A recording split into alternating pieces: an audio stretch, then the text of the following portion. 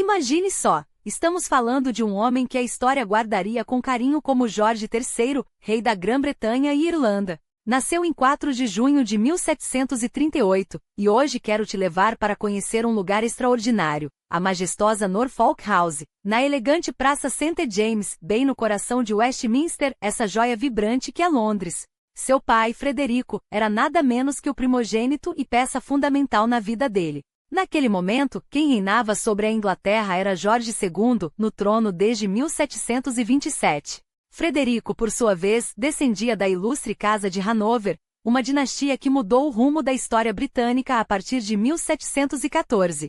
Antes disso, a situação era bem diferente. A família hanoveriana, originária de Brunswick-Luneburgo, região que hoje faz parte da Alemanha, era composta por duques e príncipes eleitores. Eles vinham de uma terra encantadora no norte alemão, onde a nobreza tinha raízes profundas. Jorge, em essência, era parte dessa linhagem germânica que há pouco tempo havia se estabelecido nos campos britânicos. E sua mãe, a Augusta de Saxe-Gotha-Altenburgo, uma mulher de origem igualmente nobre, pertencente a uma das famílias mais respeitadas da Alemanha. O casamento de seus pais em 1736 foi uma união estratégica, selando laços dinásticos que resultariam em uma família excepcional. Primeiro veio Augusta, em 1737, e no ano seguinte, o pequeno Jorge, que nem imaginava o destino que o aguardava.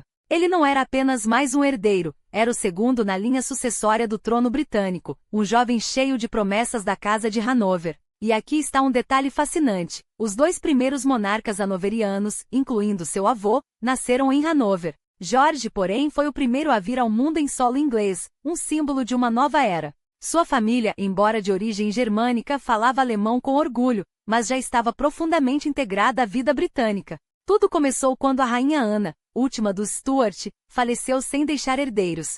Foi então que o Ato de Estabelecimento de 1701, reforçado em 1714, abriu as portas para os hanoverianos, protestantes e descendentes diretos de Isabel, filha de Jaime I, o primeiro monarca a unir as coroas da Inglaterra e da Escócia em 1603. Jorge cresceu em Londres, bilingue desde cedo, mas sua educação gerou algumas preocupações. Ele era diferente, sim, mas isso não o impediu de se tornar uma pessoa notável. Com o tempo revelou-se um apaixonado por música, um poliglota fluente em francês, um entusiasta da astronomia e dos relógios. Pintura, leitura e xadrez também faziam parte de seus talentos. Alguns duvidavam se ele seria o rei filósofo, idealizado por Platão, um governante sábio, compassivo e dedicado ao bem-estar do povo. Mas Jorge provaria que, à sua maneira, era um homem culto e perspicaz. O destino, no entanto, tinha pressa. Em março de 1751, uma tragédia abalou a família. Frederico, seu pai, faleceu prematuramente em Leicester House, aos 44 anos, vítima de um abscesso pulmonar causado por um golpe, ironicamente, de uma bola de cricket, esporte que amava. A morte, na verdade, foi provocada por uma embolia pulmonar, algo que a medicina da época ainda tentava compreender. De repente, aos 12 anos, Jorge virou o herdeiro direto de Jorge II, um rei já idoso para os padrões da época. Em 1751, 67 anos era uma idade avançada, mas o monarca resistia, como se esperasse apenas pelo momento certo.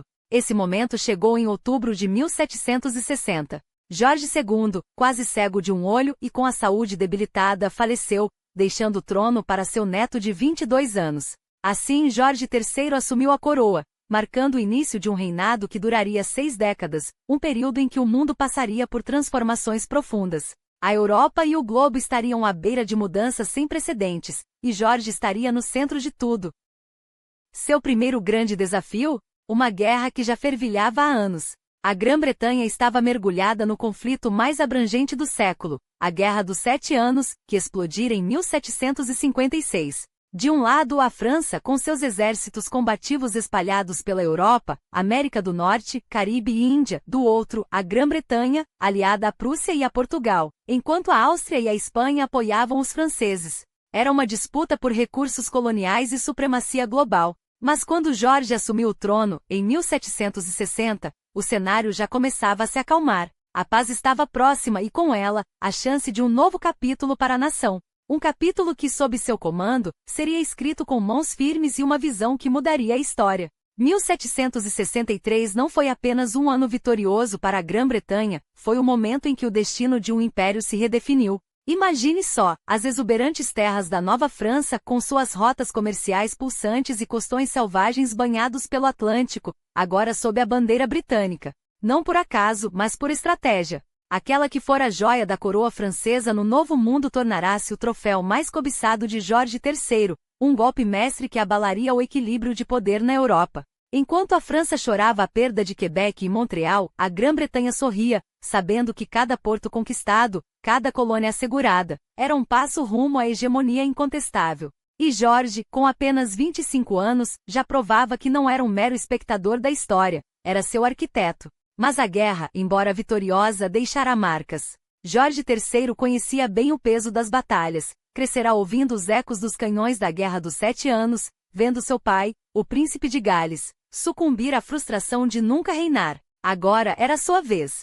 E havia outra batalha a ser travada, esta dentro dos próprios palácios, a busca por uma rainha que não apenas ocupasse o trono ao seu lado, mas que o compreendesse. A pressão era imensa. A sucessão dinástica não admitia hesitações e a corte, ávida por estabilidade, sussurrava nomes, tecia intrigas. Até que em 1761, o destino, ou talvez a diplomacia, apresentou-lhe Charlotte de Mecklenburg-Strelitz. Uma princesa de um pequeno ducado alemão, de maneiras impecáveis e um sorriso que diziam, poderia acalmar até os corações mais turbulentos. O casamento, celebrado em setembro daquele ano, não foi um conto de fadas desde o primeiro instante.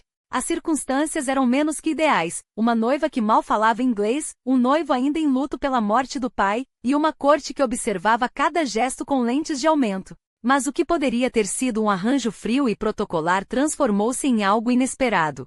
Charlotte não era apenas uma consorte decorativa, era uma parceira. Em 15 filhos e décadas de união, provaria ser a rocha sobre a qual Jorge poderia se apoiar nos dias mais sombrios. E eles viriam. Porque governar não era tarefa para os fracos. Quando Jorge III subiu ao trono, herdou um reino em ebulição, uma nação que, embora vitoriosa nas guerras, ainda engatinhava rumo à modernidade. A Grã-Bretanha do século XVIII era um gigante de pés de barro, suas marinhas dominavam os mares, seu comércio enriquecia as arcas reais, mas suas entranhas políticas fervilhavam com tensões que ameaçavam rasgar o tecido social. A relação entre coroa e parlamento, tão cuidadosamente equilibrada após as guerras civis do século anterior, era um jogo de poder onde um passo em falso poderia significar o caos. Enquanto na França e na Rússia os monarcas governavam com punho de ferro, na Inglaterra o rei reinava, mas não decidia sozinho. E Jorge, ao contrário de seus antecessores, não pretendia ser uma figura decorativa.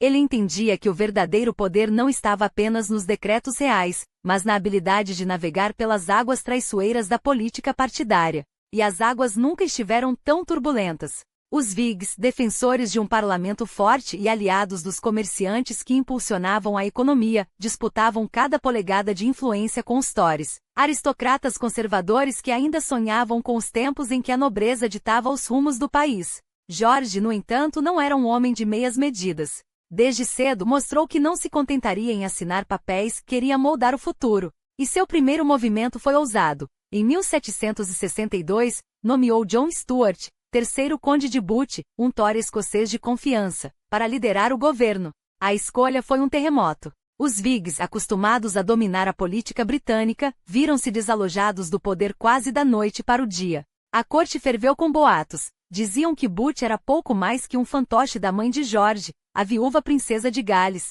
que sua influência sobre o jovem rei beirava o inaceitável. Mas Jorge não se importava com os murmúrios. Ele via em Bute um aliado leal, um homem que poderia ajudá-lo a consolidar uma monarquia ativa, não apenas simbólica. E mais importante, alguém que compartilhava sua visão de uma Grã-Bretanha unida, não apenas geograficamente, mas em propósito. Porque o reino que Jorge herdara era um quebra-cabeça de nações e interesses. A Inglaterra, escorada em séculos de tradição parlamentariana, olhava com desconfiança para a Escócia, ainda ressentida com a União de 1707. A Irlanda, dividida por fraturas religiosas e econômicas, era uma bomba-relógio prestes a explodir. E além-mar, as colônias americanas, cada vez mais prósperas e inquietas, começavam a questionar o preço de sua lealdade. Mas Jorge via além das divisões. Ele enxergava um império onde o comércio florescesse, onde a lei fosse justa, e onde a coroa, não os senhores feudais, não os generais ambiciosos, ditasse o ritmo da história. E para isso precisava de um parlamento que não fosse seu inimigo, mas seu instrumento. Os anos 1760 seriam um teste de fogo. Os Whigs, embora divididos, ainda controlavam a maioria das cadeiras. Governos caíam como castelos de cartas, e a instabilidade ameaçava afundar a nação em crises sucessivas. Mas George não recuaria. Ele jogaria o jogo político com a mesma determinação com que seus generais haviam conquistado Quebec.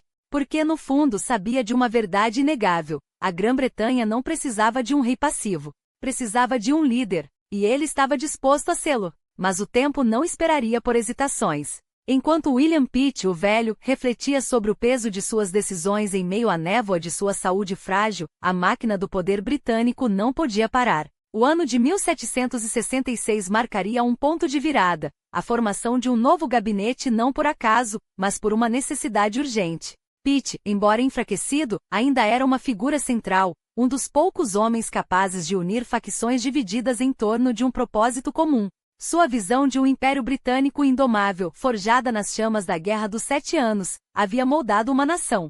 Mas até mesmo os gigantes tropeçam. E quando Pitt, em 1768, finalmente ceder à exaustão, o Senhor sabe que meu coração ainda arde por este país, mas meu corpo já não obedece. O vácuo de poder que se abriu não seria preenchido por acaso. Seria ocupado por um homem que, aos olhos do rei, representava a solução perfeita, maleável o suficiente para ser guiado, competente o suficiente para governar.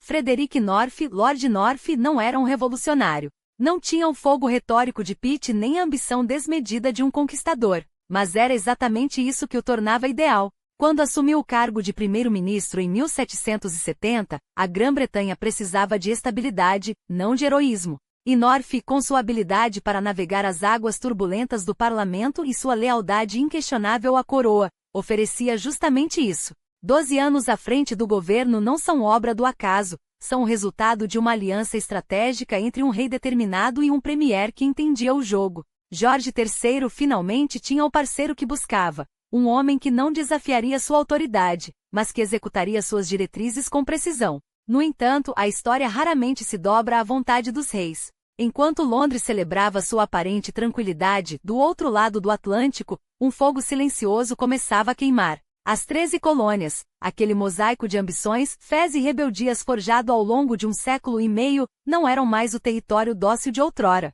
Desde Jamestown em 1607, quando os primeiros colonos ingleses pisaram em solo virginiano em busca de ouro e encontraram tabaco, até a austera Boston dos puritanos, que fugiam da perseguição religiosa para construir uma cidade sobre a colina, a América Britânica havia crescido. E crescido demais. Filadélfia e Nova York fervilhavam com o comércio, as plantações do sul, regadas pelo suor de escravos, enriqueciam uma elite que olhava para Londres com desdém crescente. A Revolução Industrial ainda era um murmúrio, mas suas primeiras engrenagens já giravam, e as colônias, cada vez mais prósperas, questionavam por que deveriam financiar um império que as tratava como súditos de segunda classe. O problema não era a lealdade, era a representação. Sem representação não há tributação, ecoava o grito que atravessava o Atlântico. E quando o parlamento, em 1765, impôs a Stamp Act, o imposto sobre cada pedaço de papel, cada documento, cada jornal, não foi apenas uma questão de dinheiro. Foi uma declaração. As colônias existiam para servir a metrópole, não para governar a si mesmas. A resistência foi imediata.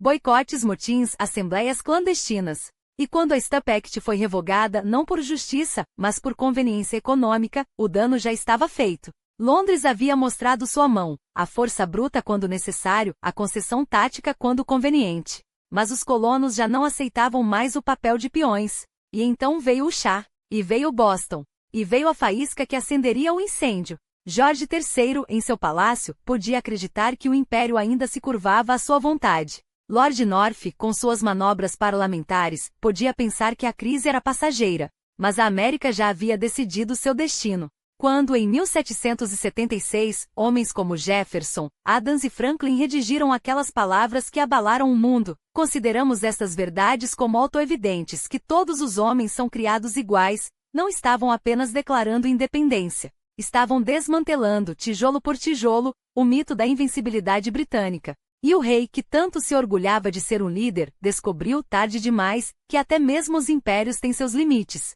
Não foi um levante espontâneo, mas uma resposta calculada à arrogância de um império que acreditava poder ditar, sem resistência, os destinos de um continente. As colônias americanas, com seus 2,5 milhões de almas espalhadas por 13 territórios, não eram mais a periferia dócil que Londres imaginava. Eram uma força em ascensão, unida por algo mais poderoso que decretos reais, a convicção de que a liberdade não se negocia, se conquista.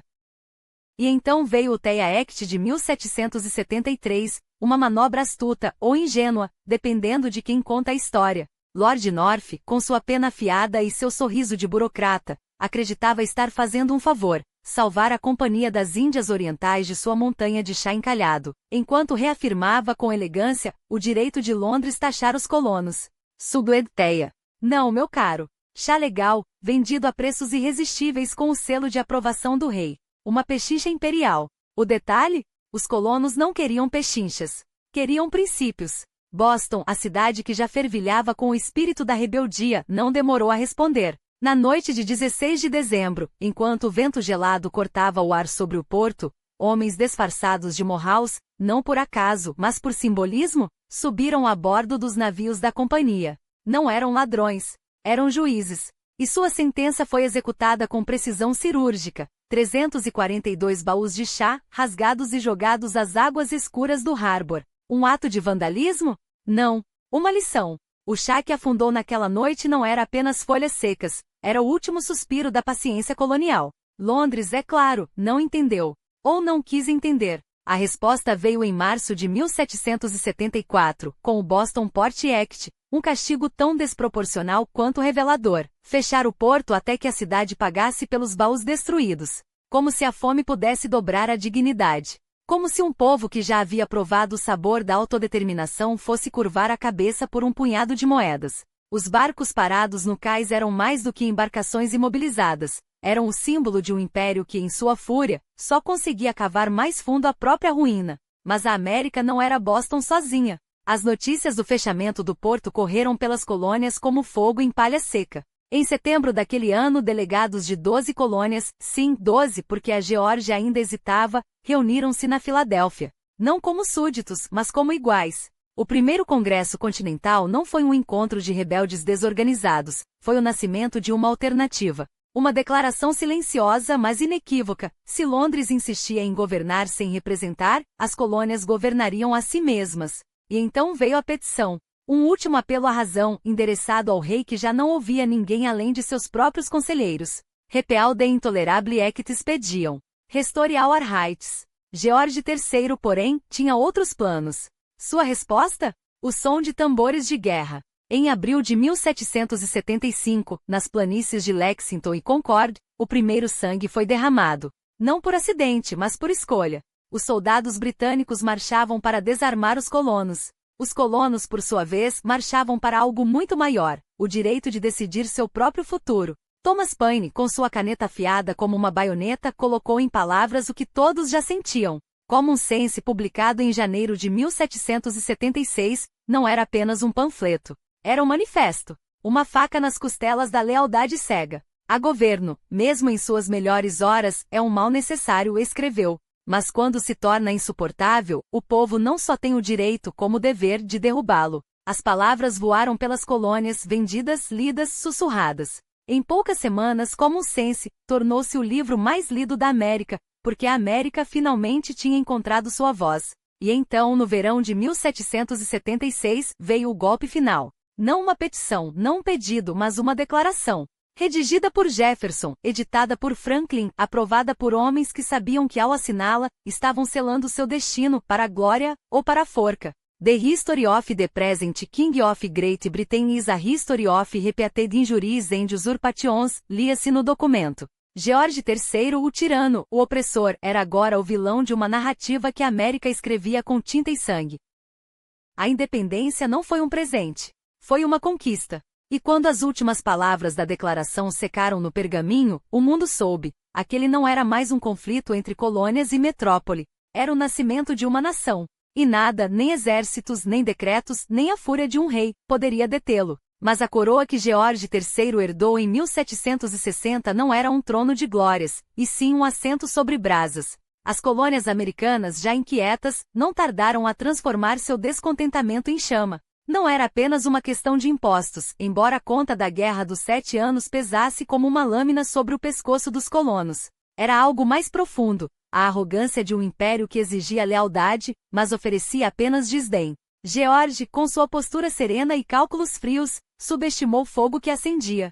Quando, em meados da década de 1770, a crise escalou, ele ainda acreditava que palavras bastariam para conter a rebelião. Uma minoria violenta, murmuravam seus conselheiros.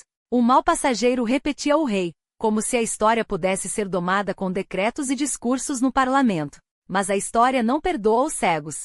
Em outubro de 1775, George III subiu à tribuna para proclamar sua fé inabalável no império, e sua determinação em esmagar a dissidência. A lealdade dos súditos americanos, disse, como se a lealdade pudesse ser exigida, não conquistada. Enquanto isso, do outro lado do Atlântico, homens que já não se viam como súditos, mas como cidadãos, afiavam suas armas e suas convicções. O Segundo Congresso Continental não perdeu tempo, nomeou George Washington um veterano das guerras coloniais, um homem cuja reputação era tão sólida quanto seu silêncio, para comandar um exército que ainda não existia de fato, mas que já carregava no peito a certeza de que nascia para vencer. A Guerra da Independência não foi um conflito, foi um terremoto. Quando, em julho de 1776, os delegados em Filadélfia assinaram a declaração, não estavam apenas rompendo com uma coroa, estavam forjando um futuro. E enquanto a tinta secava, as batalhas já escreviam seu próprio destino.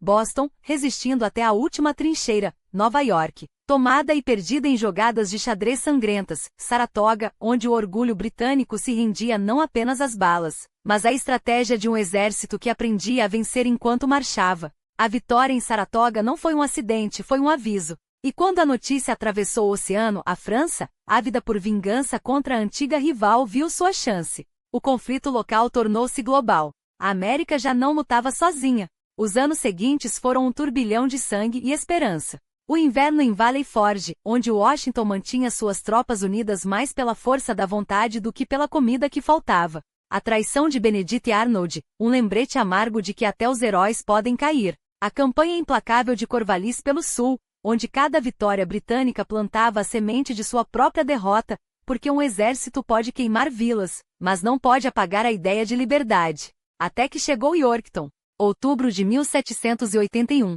o cerco que selou o destino de um império. Quando Corvallis, cercado por terra e mar, hasteou a bandeira branca, não era apenas um general que se rendia. Era um sistema, uma era, um modo de pensar que ruía. 2 anos depois, em Paris, a Grã-Bretanha assinava o tratado que reconhecia o impensável. Os Estados Unidos da América existiam. Não como colônias, não como súditos, mas como uma nação soberana, livre para traçar seu próprio caminho, mesmo que esse caminho cruzasse com os sonhos de um império que ainda se julgava invencível. E George III, o homem que um dia governou o maior império do mundo, descobriu, tarde demais, que a história não é escrita apenas por reis. Às vezes ela é rasgada das mãos deles, por agricultores que pegam em armas, por advogados que viram revolucionários, por um povo que decide de uma vez por todas, que nenhum trono é mais poderoso do que a vontade de ser livre. Enquanto o império se expandia como uma maré implacável, engolindo costas, dominando rotas e plantando sua bandeira em terras que nem sequer suspeitavam de seu nome, George III observava, do alto de seu trono, um mapa que crescia a cada ano. A Índia, essa joia cobiçada, já não era apenas um sonho distante nos anos 1760. Era uma realidade esculpida à força de tratados, batalhas e audácia de homens como Robert Clive, cujas botas pisaram onde poucos ousaram. Bengal, Calicut, Delhi, nomes que soavam como promessas de riqueza e poder, conquistados não pela coroa, mas por uma companhia de comerciantes que, com a bênção do rei, agia como um império dentro do império. A Marinha Real, agora senhora absoluta dos mares, transformava oceanos em estradas britânicas, e cada navio que zarpava levava consigo não apenas mercadorias, mas a certeza de que o sol jamais se poria sobre os domínios de Sua Majestade. E que domínios! As Ilhas Falkland, pedaços de rocha no Atlântico Sul, tornaram-se peões em um jogo muito maior. O Pacífico, outrora um mistério, revelava-se através das viagens de Cook, Havaí e Austrália, terras que nem sequer constavam nos mapas antigos, agora marcadas com tinta britânica. Em 1787, a primeira frota partiu rumo a New South Wales, não como exploradores, mas como arquitetos de um novo mundo. Colonos, sonhadores condenados, todos embarcaram na mesma promessa, uma segunda chance sob a bandeira de São Jorge. A Austrália não seria apenas mais uma colônia, seria o laboratório de um império que já não cabia dentro de si mesmo. E a Nova Zelândia? Ela também cairia como um fruto maduro, nas mãos daqueles que acreditavam que o destino da Grã-Bretanha era governar. Mas enquanto o império se esticava até os confins do globo, algo se partia no centro dele. George III, o homem que assinará decretos e declarara guerras, começava a perder a batalha mais íntima, a pela própria sanidade. Um rei piedoso que jejuava e rezava como se Deus lhe devesse respostas, via seu corpo traí-lo de maneiras que nem os médicos da corte conseguiam explicar. Primeiro foram os discursos intermináveis, palavras que se enroscavam umas nas outras até perderem o sentido. Depois veio a agitação. Mãos que não paravam, uma boca que espumava de tanto falar, um corpo que se recusava a obedecer. Os cortesãos cochichavam, loucura. Os médicos mais prudentes falavam de um mal do sangue, de porferia, de toxinas que envenenavam a mente. Alguns juravam que sua urina tinha tons de roxo, como se o próprio corpo do rei estivesse se tingindo de vergonha. E então veio o colapso.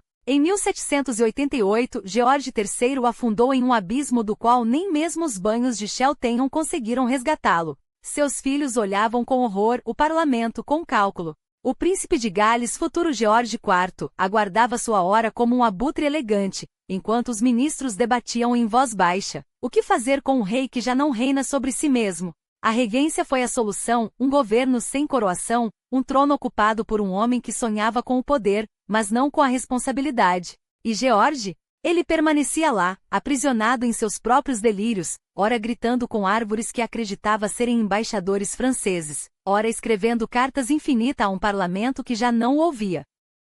Enquanto isso, o mundo ardia. A América havia escapado, mas a França, mostrava que revoluções não eram meros acidentes da história. Em 1789, Paris explodiu em fúria, e Luís XVI descobriu, tarde demais, que coroas não protegem pescoços.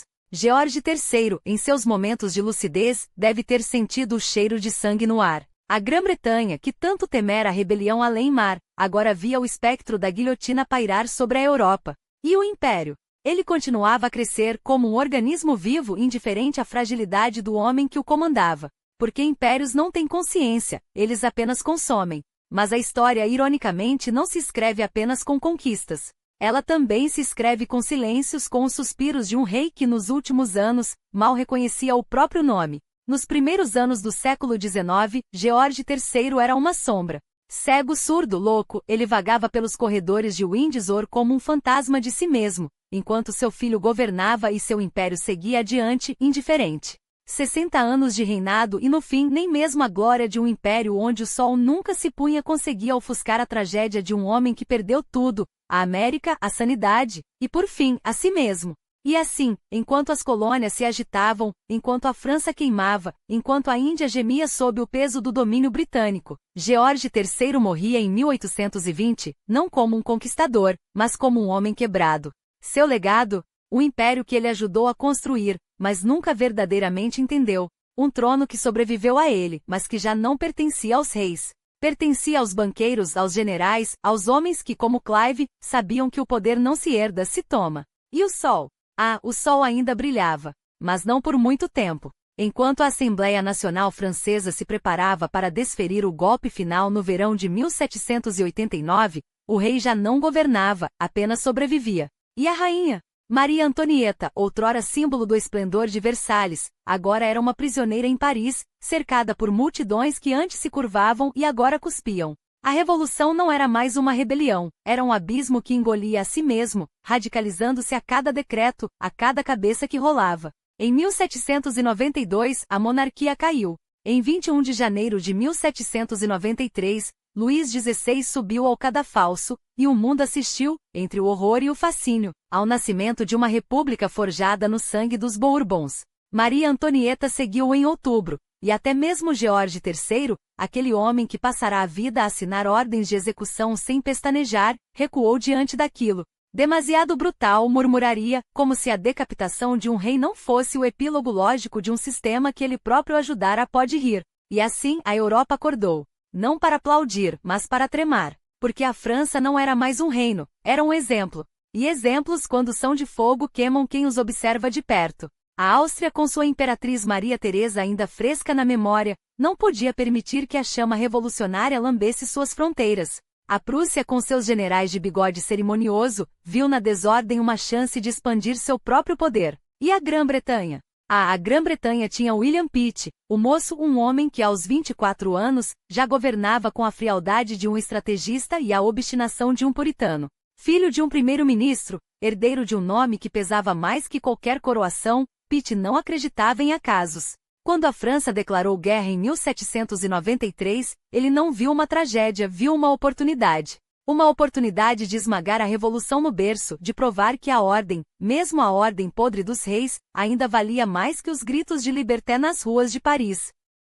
E assim começou o que os livros chamariam, com uma ironia cruel, de guerras revolucionárias francesas. 23 anos de sangue, de tratados rasgados, de alianças que se faziam e desfaziam como cartas marcadas.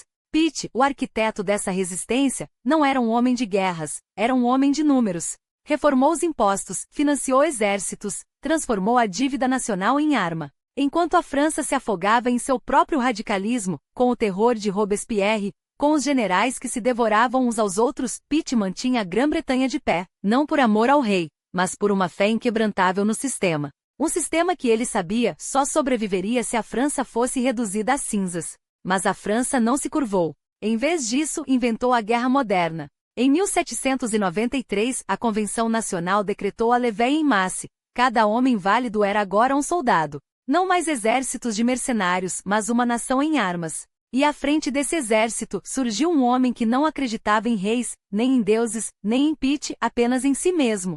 Um corsário de 24 anos, magro, pálido, com um sotaque que traía suas origens italianas, Napoleão Bonaparte. Enquanto os austríacos e os prussianos ainda marchavam em formação cerimonial, Bonaparte movia suas tropas como peças de xadrez rápidas e implacáveis. Em 1796, esmagou os austríacos na Itália. Em 1797, forçou o Império Habsburgo a assinar a paz. A primeira coalizão ruía e a Grã-Bretanha sozinha teimava em lutar. Porque Pitt sabia, se a França vencesse não seria apenas um trono que cairia. Seria um mundo. E assim, em 1798, uma nova aliança se formou, a Segunda Coalizão. Áustria, Rússia, Nápoles, o Império Otomano, até a distante Portugal. Todos unidos por um único objetivo, conter o monstro que a França se tornará. Enquanto isso, Bonaparte, já um general lendário, partia para o Egito, sonhando com um Império Oriental. Mas a Europa não olhava para o deserto, olhava para Paris. Porque lá, atrás das cortinas de veludo do diretório, a República já não era mais uma ideia, era uma fachada. Os generais governavam, os bancos ditavam as leis. E a liberdade, aquela palavra que ecoara nos campos de Valmy, agora era apenas um slogan desbotado, usado para justificar o próximo golpe, a próxima purga. A França havia devorado seus filhos. E agora, faminta, olhava para o resto do continente. O poder já não pertencia ao povo, agora se concentrava nas mãos de poucos, e essas mãos eram as de um único homem. A República, outrora um sonho de igualdade, transformará-se em um mecanismo bem oleado, engrenado sob o comando de Bonaparte. A centralização não era mais uma ameaça distante, era a nova ordem. E enquanto a Europa ainda se recuperava das cicatrizes da Revolução, a França, insaciável, preparava seu próximo movimento. A paz de 1802 foi um suspiro, curto, enganoso. Um intervalo entre atos de uma peça cujo final já estava escrito. A Europa respirava aliviada, mas Paris não dormia. A Itália, outrora um mosaico de repúblicas e ducados, agora se curvava sob o peso das águias francesas. A Toscana, joia do Renascimento, via seus salões de mármore transformados em quartéis generais. E enquanto os diplomatas trocavam sorrisos forçados em congressos, os mapas eram redesenhados à força das baionetas. Napoleão não esperava. Não pedia permissão. Em 1804, a máscara caiu de vez. A República, esse cadáver que ainda se movia por inércia, foi finalmente enterrada sob o peso de uma coroa. O consulado virou império. E o general corsário, que outrora jurara lealdade à nação, agora se proclamava seu dono. Napoleão e imperador dos franceses, o título soava como um desafio lançado ao resto do continente. Não mais um servo da revolução, mas seu algoz. Não mais um filho da França, mas seu senhor. E a Europa tremia.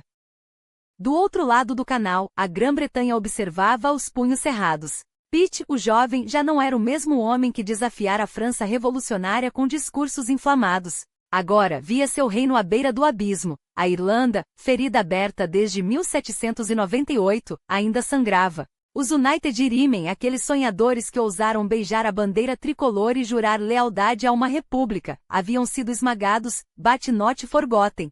Wexford ainda cheirava a pólvora. Maio ainda ecoava os gritos dos que caíram sob as balas britânicas. E embora a rebelião tivesse sido afogada em sangue, Londres sabia, a chama não se apagara. Era apenas uma questão de tempo até que a França soprasse sobre as brasas. A solução? Um casamento forçado. Uma união que não era de amor, mas de conveniência. Em 1801, o parlamento irlandês foi dissolvido como um incômodo, suas vozes silenciadas sob o manto do Act of Union.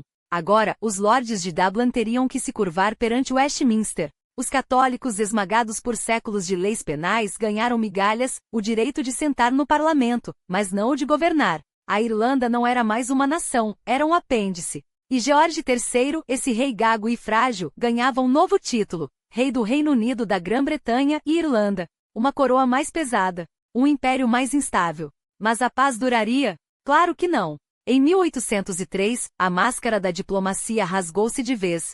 A terceira coalizão se formou: Áustria, Rússia, Nápoles, Suécia, uma aliança de tronos que juravam esmagar o usurpador. E Napoleão, sorrindo, os aguardava. Ele não lutava por ideais. Lutava por algo muito mais perigoso: destino. Em dezembro de 1805, em Austerlitz, o destino sorriu de volta. O sol brilhou sobre os campos nevados como um presságio. E quando a névoa se dissipou, a Europa viu o que restava de seus exércitos: uma carnificina. A coalizão desmoronou. A Áustria, humilhada, assinou a paz. A Rússia recuou, lambendo suas feridas. E Nápoles? Nápoles já não existia mais. Agora, era apenas mais uma província do império que crescia sem piedade. A França não era mais uma nação. Era um furacão. E Napoleão, seu olho, calmo, implacável, pronto para devorar tudo em seu caminho. Eis o que acontece quando um homem decide que o destino não é uma força a ser temida, mas um mapa a ser traçado com sangue e tinta. A Prússia, esmagada. Metade de suas terras, agora um troféu na parede do salão de Napoleão. Varsóvia, essa joia esquecida entre as cinzas da Europa, renasce não como uma cidade, mas como um símbolo, um reino fantoche, sim, mas um reino. A Polônia, que os impérios haviam dilacerado como lobos famintos, volta a respirar, ainda que sob a sombra da águia francesa. E que sombra gloriosa era aquela! Um império que se estendia dos Pirineus ao Báltico, dos canais holandeses às planícies russas, abraçando a Europa como um amante possessivo, sufocando-a com beijos de aço. E então, a Espanha. A Espanha, terra de reis orgulhosos e inquéritos sangrentos, aliada de ontem, presa de hoje. Napoleão não pede, não negocia, ele coroa. José, seu irmão, um homem de letras e sonhos, é colocado no trono como um boneco de luxo em um tabuleiro de guerra. Madrid se contorce, rebelde, mas que importa? A resistência é apenas o ruído que precede a quietude do túmulo. Os espanhóis aprenderão, como todos aprenderam, que desafiar o furacão é como tentar segurar o vento com as mãos. Mas havia um inimigo que não se curvava. Uma ilha teimosa, envolta em névoa e orgulho, cujos mastros cortavam os céus como adagas. A Grã-Bretanha. A perfida Albião. Seu império naval, forjado em séculos de pilhagem e engenho, ria das ameaças de Napoleão. Trafalgar foi o seu troféu, uma batalha onde o gênio francês se afogou em seu próprio sangue, onde Nelson, o manco, escreveu com canhões o epitáfio da frota imperial. A França não pode invadir a Inglaterra, sussurravam os almirantes, enquanto as ondas engoliam os últimos restos da grande armée naval. Então Napoleão fez o que sempre fez, mudou as regras. O bloqueio continental. Uma jaula de papel e decretos, uma tentativa de estrangular a bestia britânica cortando suas veias comerciais. Nenhum navio, nenhum produto, nenhuma moeda inglesa pisará em solo europeu. As docas de Amsterdã esvaziaram. Os mercadores de Hamburgo amaldiçoaram o dia em que Napoleão nasceu. Mas o ouro tem memória curta, e o contrabando fluiu como vinho em uma festa de nobres. A Rússia, esse gigante adormecido, pescou para Londres por trás das costas de Paris. Alexandre I, o czar de sorriso afiado, jogava um jogo duplo, vendendo grãos para a França enquanto seus portos abrigavam navios britânicos. Lealdade é um luxo que só os tolos podem pagar, devia pensar, enquanto assinava tratados com tinta que secava em mentiras. E assim a Europa se transformou em um tabuleiro onde cada peça tinha dois rostos. A Espanha ardia em guerrilhas, sangrando os franceses em cada colina, cada aldeia. Portugal, o último aliado de Londres no continente, foi arrastado para a guerra quando Junot marchou sobre Lisboa. Mas os britânicos não eram tolos, eles recuaram sim, mas deixaram para trás um presente, o general Wellesley, um homem que olhava para a morte como quem cumprimenta um velho conhecido.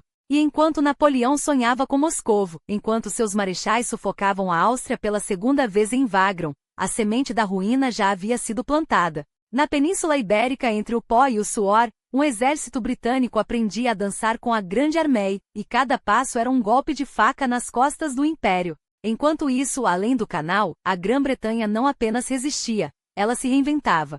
As chaminés de Manchester cuspiam fumaça negra, anunciando o nascimento de um novo deus, a máquina. O tir mecânico devorava algodão como um monstro faminto, e as fábricas, essas catedral do progresso, erguiam-se sobre os ossos da velha ordem. O carvão queimava, o ferro gemia, e o mundo mudava mais rápido do que os reis podiam entender. George III, o louco, o agricultor, o rei que perdia colônias mas ganhava revoluções, assistia de seu trono a um milagre, ou um pesadelo, dependendo de para quem se olhava.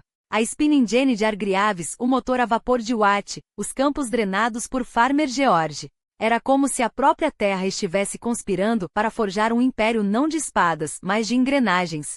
E enquanto a Europa se afogava em sangue, enquanto Napoleão sonhava com um continente unido sob sua bota, os britânicos faziam algo muito mais perigoso. Eles criavam o futuro. Vacinas contra a varíola, navios de aço, exércitos alimentados por fábricas em vez de saques. Jenner salvava vidas, Arkwright multiplicava riquezas, e cada invenção era uma bala disparada contra o passado. Eles podem ter os campos de batalha, deviam pensar os lords entre taças de vinho do Porto, mas nós temos o mundo. E assim, o palco estava montado. De um lado, um império construído sobre baionetas e decretos, brilhante e frágil como vidro. Do outro, uma ilha que transformava carvão em ouro e rebelião em lucro. Entre eles, uma Europa exausta, esperando para ver qual dos dois deuses, o da guerra ou o do progresso, exigiria seu sacrifício final.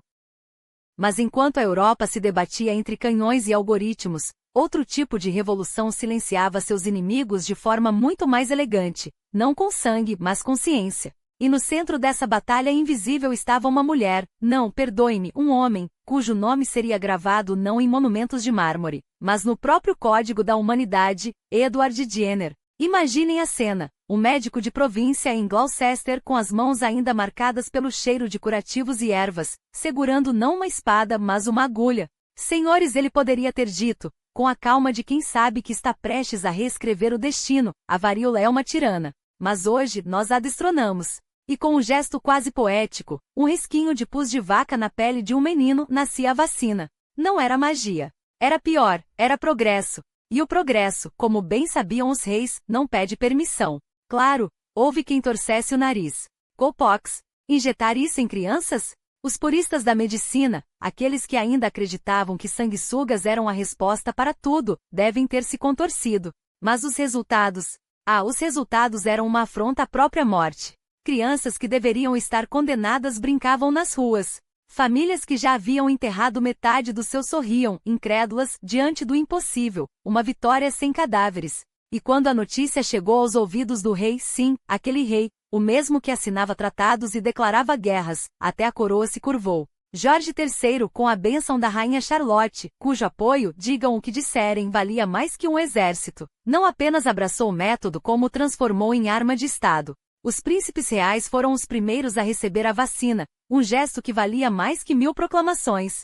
Se a realeza confia, quem ousaria duvidar? E assim, enquanto Napoleão sonhava com impérios efêmeros, a Grã-Bretanha exportava algo muito mais duradouro, a primeira grande derrota da humanidade contra a doença. De Londres a São Petersburgo, de Boston a Calcuta, a notícia se espalhava como um incêndio controlado. Os ingleses não só dominam os mares, devem ter murmurado nos salões de Viena, agora dominam até a imortalidade. Jenner, humilde médico, tornará-se sem querer o arquiteto de um mundo onde a ciência, e não a espada, ditava os limites do possível. Mas enquanto a Europa aprendia a vencer seus demônios microscópicos, um outro espectro assombrava suas consciências, um que não podia ser erradicado com uma agulha. Nas docas de Liverpool, onde o cheiro de açúcar se misturava ao de suor e ferro, desembarcava a riqueza que alimentava o império. E essa riqueza tinha um nome: escravidão.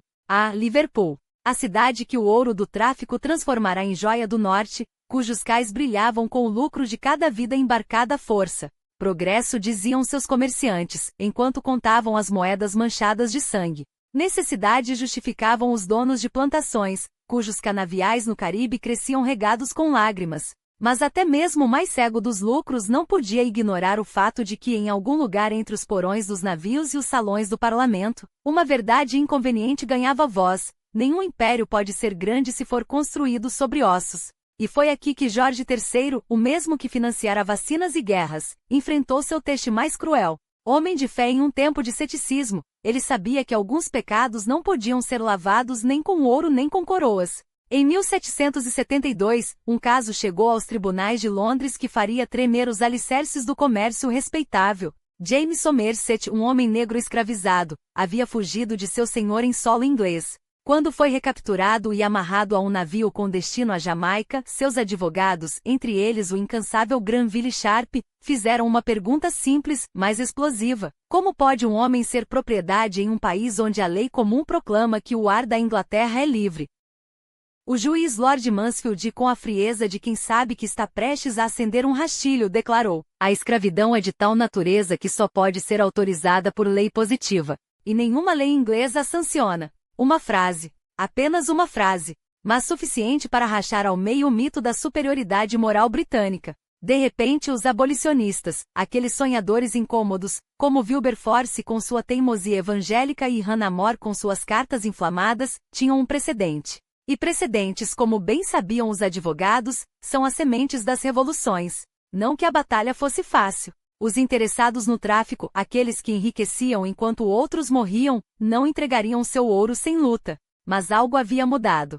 Na América, Vermont abolia a escravidão em 1777, provando que até as colônias rebeldes podiam ensinar lições à metrópole. Na França revolucionária, os escravos de Saint-Domingue, liderados por Toussaint Louverture, transformavam-se de propriedade em senhores de seu próprio destino. E na própria Inglaterra, cidade após cidade, condado após condado, a pressão crescia como uma maré que não podia mais ser contida. Até que em 1807, após décadas de debates, petições e discursos que fariam até Cícero corar de vergonha, o parlamento aprovou o Slave Trade Act. Jorge III, o rei que vira seu império crescer com o suor alheio, foi o mesmo que assinou sua primeira grande derrota moral. O tráfico de escravos é repugnante, declarou a lei. Palavras simples.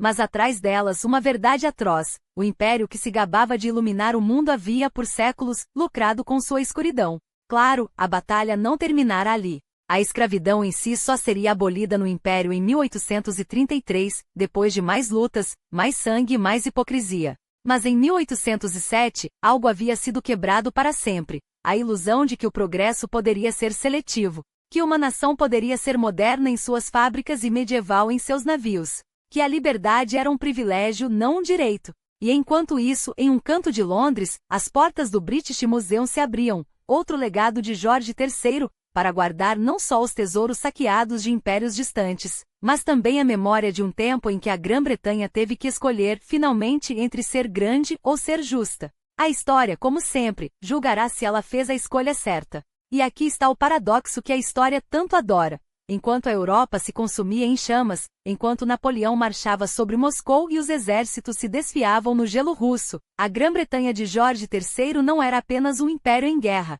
era um farol de luz em meio ao caos.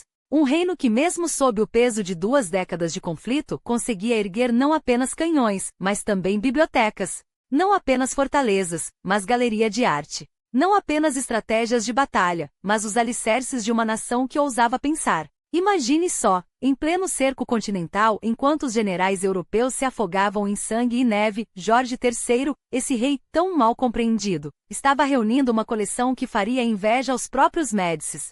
65.000 volumes, não por acaso, mas por design. 150 edições raras que não eram apenas livros, eram testamentos de uma era. 19.000 panfletos que juntos contavam a história de um império em construção, palavra por palavra, ideia por ideia. E as joias? As joias, a Canterbury Tales de Caston, tão viva nas páginas quanto nos contos que ainda ecoam. 4 exemplares da Bíblia de Gutenberg, cada um milagre de tinta e papel. O Farce-folio de Shakespeare, resgatado como se fosse um tesouro de guerra, porque no fundo era. Não era apenas uma biblioteca. Era uma declaração. Uma resposta silenciosa, mas retumbante, àqueles que diziam que a cultura e o poder não podiam caminhar juntos. Jorge III não apenas colecionava livros, ele os oferecia à nação. E quando as portas do British Museum se abriram para abrigar sua King's Library, não foi um gesto de vaidade, mas de legado. Aquela torre de vidro elegante e transparente como o ideal que deveria representar, era a prova de que até um império forjado em batalhas podia sonhar com algo maior do que a conquista. Podia sonhar com a eternidade das ideias. E não pense que sua paixão se limitava às palavras. Jorge III era um mecenas no sentido mais puro do termo, um homem que entendia que a grandeza de um reino não se media apenas em léguas conquistadas, mas em pinceladas, em mármore e em notas musicais. Quando adquiriu a coleção de Joseph Smith, cônsul em Veneza, não estava comprando quadros, estava resgatando pedaços da Renascença italiana para Londres. Quando transformou Buckingham House em um palácio digno de sua visão, não estava apenas expandindo sua residência, estava moldando o gosto de uma era. E quando apoiou artistas como Gainsborough, Hansen e o jovem Lawrence, não estava apenas enfeitando paredes, estava escrevendo com eles o rosto de uma nação. Sim, ele era um medler, um intruso, como alguns murmuravam, no mundo das artes. Mas que rei não é? Que líder, ao moldar seu tempo, não deixa suas digitais nas telas, nos versos, nos projetos que financia. Jorge III não era um espectador, era um arquiteto. E se às vezes suas intervenções pareciam pesadas, era porque ele via algo que muitos não conseguiam, que a cultura não era um adorno, mas o cimento de um império. Que um quadro de Gainsborough ou um esboço de Lawrence não eram meros objetos de decoração, mas armas numa guerra muito mais sutil e duradoura do que qualquer campanha na Península Ibérica. E falando em guerras, enquanto Wellesley, o futuro Duque de Wellington, transformava a Espanha no úlcera que drenaria as forças de Napoleão, Jorge III já estava lutando sua própria batalha silenciosa, implacável, contra algo que nem mesmo os exércitos franceses poderiam derrotar, o tempo. A loucura que o assombrava desde 1788 não era um inimigo qualquer. Era um fantasma que ria dos médicos, dos tratamentos, das sangrias e dos banhos gelados prescritos por uma ciência ainda engatinhando. E quando, em 1810, a doença o derrubou de vez, não foi apenas o rei que se apagou. Foi um símbolo. Porque Jorge III não era apenas um monarca, era a encarnação de uma era. Um homem que governou durante a Revolução Americana, que viu a França se transformar num pesadelo jacobino, que resistiu a Napoleão, e ainda assim, encontrou tempo para sonhar com bibliotecas e academias. Um rei que mesmo quando a sombra da insanidade o engoliu, deixou atrás de si um legado tão concreto quanto as pedras de Westminster, a Royal Academy of Arts, fundada em 1688 com seu apoio, ou de Somerset House, transformada num templo das musas, e acima de tudo, a ideia de que um império poderia ser, ao mesmo tempo, poderoso e iluminado. E então, enquanto a Europa se reergueria das cinzas de Waterloo, enquanto os Bourbons voltariam a Paris e os congressos redesenhariam fronteiras, a Grã-Bretanha de Jorge III já havia feito sua escolha. Não seria apenas vitoriosa. Seria lembrada. Não apenas temida, mas estudada. Não apenas rica, mas culta. Porque no final das contas, o verdadeiro teste de uma nação não é quantas batalhas ela vence, é o que ela escolhe preservar quando a poeira baixa. E Jorge III, esse rei tão humano em suas fraquezas, tão grandioso em suas ambições, entendia isso melhor do que ninguém. E lá, entre as torres góticas de Windsor, onde o tempo parece suspenso entre a pedra e o céu, o destino teceu seu último ato de ironia. Era 25 de outubro de 1810 e o castelo, banhado em ouro pelo outono, deveria ser palco de um júbilo sem igual, meio século no trono. Mas que celebração seria essa, se não há que a história, em sua crueldade poética, transformaria em despedida? Porque sim, ali estava Amélia, sua filha mais nova, cujo brilho ofuscava até mesmo os candelabros da sala. Mas também estava a sombra que há muito perseguia Jorge III. Uma semana depois, ela se foi. E com ela, algo no rei se apagou para sempre. Os rumores, aqueles sussurros que serpenteavam pelos corredores do poder, não eram mais apenas eco de especulações. Desta vez a doença havia voltado com uma fúria que nem os médicos da corte, com suas sangrias e poções dúbias, poderiam conter. Não era apenas o corpo que fraquejava, era a mente, esse labirinto onde outrora reinará um homem que havia desafiado impérios. Desde aquele pesadelo de 1788, quando a loucura o arrastara para um abismo de delírios e gritos, a corte tentará tudo: isolamento, tratamentos brutais, preces. Mas como curar o que nem sequer se compreendia? Naqueles dias sombrios, a medicina chamava de fraqueza mental, o que hoje saberíamos ser uma tempestade bioquímica, e o rei, prisioneiro de sua própria cabeça, era condenado a vagar por um reino onde nem mesmo seus súditos podiam segui-lo. Em questão de dias ele foi levado, não para um trono, mas para uma cela disfarçada de quarto. Cuidados disseram. Segurança justificaram. Mas que segurança havia para um homem que já não reconhecia seu próprio reflexo? A família real, aquela instituição que se pretendia unida como mármore, rachava sob o peso da crise. Cada facção puxava a corda, uns por lealdade, outros por ambição. Porque a monarquia, meu caro, sempre foi um jogo de xadrez onde os peões são corações e as rainhas, muitas vezes, as mais frias estrategistas. E quando, em fevereiro de 1811, o parlamento finalmente selou o destino de Jorge III com a regência, não foi um ato de piedade, foi um golpe de Estado disfarçado de compaixão. Seu filho, o futuro Jorge IV, assumiria o cetro com a mesma pompa com que outrora evitara responsabilidades. Até que o rei se recupere, disseram os éditos. Mas todos sabiam, a recuperação era tão provável quanto o sol nascer a oeste. A rainha Carlota, aquela matriarca de aço que havia visto impérios caírem e herdeiros nascerem, agora liderava um conselho de sombras, o arcebispo de Cantuária à frente, como se Deus pudesse ser convocado para uma reunião de gabinete. E enquanto o rei, reduzido a um espectro, era passado de mão em mão como uma relíquia frágil, a nação seguia em frente, porque a Grã-Bretanha não podia parar. Não com Napoleão ainda solto na Europa, não com um continente a ser reconquistado. Os anos 1810. Você os conhece como regência, mas deveria chamá-los de o grande teatro da hipocrisia. Enquanto o rei definhava em seus aposentos, o mundo lá fora ardia em glória e sangue. A derrota de Napoleão em Leipzig, um espetáculo de 360 mil homens marchando sobre o destino. Waterloo, o ponto final que a história escreveu com canhão e baioneta. E a Grã-Bretanha, essa ilha teimosa, colhia os frutos. O Cabo, Ceilão, Malta, pedaços de um império que Jorge III havia sonhado, mas nunca veria completo. Porque ele, o arquiteto daqueles sonhos, já habitava outro reino. Seus últimos 9 anos não foram uma vida. Foram um crepúsculo prolongado, uma agonia elegante onde a luz se esvaía devagar, como a última nota de um concerto que ninguém mais ouve. Cego, surdo, quase mudo, ele existia em um limbo onde o passado era uma névoa e o presente um eco. Os médicos, em sua ignorância arrogante, prescreviam silêncio e escuridão, como se apagar o mundo pudesse apagar a loucura. Reduziram suas visitas, seus livros, até sua música. Mas como calar um homem que mesmo na sombra, ainda era rei? Às vezes, seus dedos trêmulos buscavam as teclas do cravo. E ali, naqueles acordes quebrados, estava tudo o que restava de Jorge III. Não o monarca, não o conquistador, mas o homem que em algum lugar entre a razão e o delírio, ainda amava.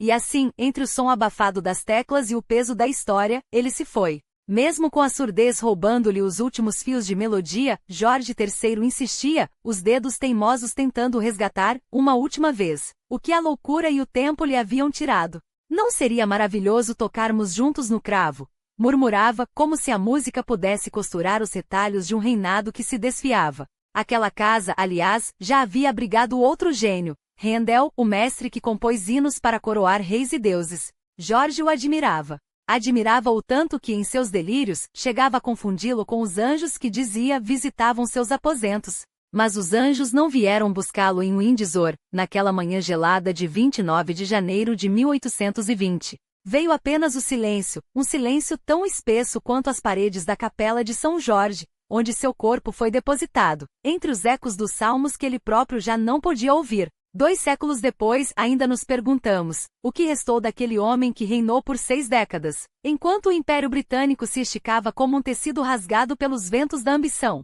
Seu filho, Jorge IV, herdou a coroa e os escândalos, mas não a obstinação do pai. Foi preciso esperar pela neta Vitória para que a Grã-Bretanha se transformasse na máquina implacável que dominaria o século XIX. Sob seu cetro, o sol jamais se punha. Da Austrália aos confins da Índia, das selvas africanas às fábricas de Manchester, o mundo se curvava ao ritmo das máquinas a vapor e dos navios de guerra. A Pax Britânica, aquele período em que Londres ditava as regras do jogo, enquanto a Europa, exausta após Napoleão, respirava aliviada. Uma era de ouro, talvez, ou apenas o preço sangrento de um império que se alimentava de carvão, algodão e a ilusão de que o progresso era um direito divino. Mas voltemos a Jorge III. Como os historiadores adoram reduzi-lo a caricaturas. Para uns, um tirano que esmagou as colônias americanas com impostos e arrogância. Para outros, um fantoche nas mãos de um parlamento sedento por poder. Ele interferia demais, gritam os livros. Ele traiu os católicos irlandeses. Acusam os nacionalistas. Como se a política não fosse, desde sempre, um jogo sujo, e como se Jorge, afogado em suas próprias sombras, tivesse escolha além de navegar entre a fúria dos ministros e os fantasmas de sua mente. Sim, ele cometeu erros. Que monarca não os cometeu? Luís XVI perdeu a cabeça por sua indecisão. Alexandre I, o czar iluminado, afogou a Rússia em sangue napoleônico. Jorge, ao menos, teve a decência de envelhecer entre quatro paredes, enquanto seu reino se partia e se recompunha sem ele. E no entanto, foi sob seu reinado que o mundo mudou para sempre. A vacina de Jenner salvou milhões, a máquina de Watt revolucionou o trabalho, o telégrafo encurtou distâncias como por magia. A América se declarava independente, a França guilhotinava seus reis, e a Grã-Bretanha, teimosa, seguia em frente. Mesmo quando seu próprio rei já não sabia mais quem era. Quando ele morreu, o império não chorou. Mas a história, essa sim, não pôde ignorar. Foi Jorge III quem plantou as sementes da era moderna, mesmo que suas mãos tremessem ao fazê-lo. Hoje, os trens a vapor já não assobiam como em 1825, quando a primeira locomotiva partiu de Darlington, carregando o futuro nas suas vagões de ferro. A escravidão que ele viu proliferar e que seus sucessores finalmente aboliram, é uma ferida que ainda supura. Mas olha ao redor, as instituições que ele ajudou a moldar, o parlamento, a monarquia constitucional, até mesmo a ideia de um império que se pretendia civilizador, ainda estão aqui, gasta pelo tempo, mas resistentes. Jorge III não foi um grande rei. Foi, talvez, um homem comum demasia para o trono, esmagado pelo peso de ser o último absolutista numa era que já não os tolerava. Mas foi seu reinado que viu nascer o mundo que habitamos com suas glórias e suas monstruosidades. E assim, quando a rainha Elizabeth II, sua descendente, olhava pela janela de Buckingham, ela via não apenas um império em frangalhos, mas o legado de um homem que, entre crises de loucura e surtos de genialidade, teimosamente se recusou a desistir, mesmo quando tudo ao seu redor desabava. Talvez essa seja a lição mais cruel e mais bela de Jorge III, que a história não é feita apenas por heróis, mas por aqueles que, despite de si mesmos, insistem em permanecer de pé. Mas não se engane, os sucessos de Jorge III não foram meros acasos da história, nem concessões de um destino benevolente. Eles foram forjados no fogo da resistência, quando cada decisão sua, mesmo as mais controversas, carregava o peso de um império à beira do colapso.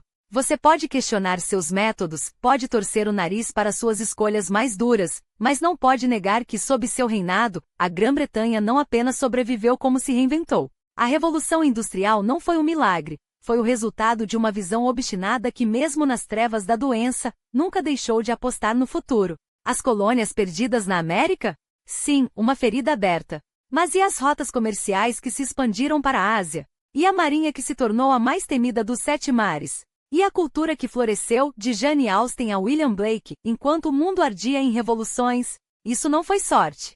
Foi estratégia. Foi teimosia.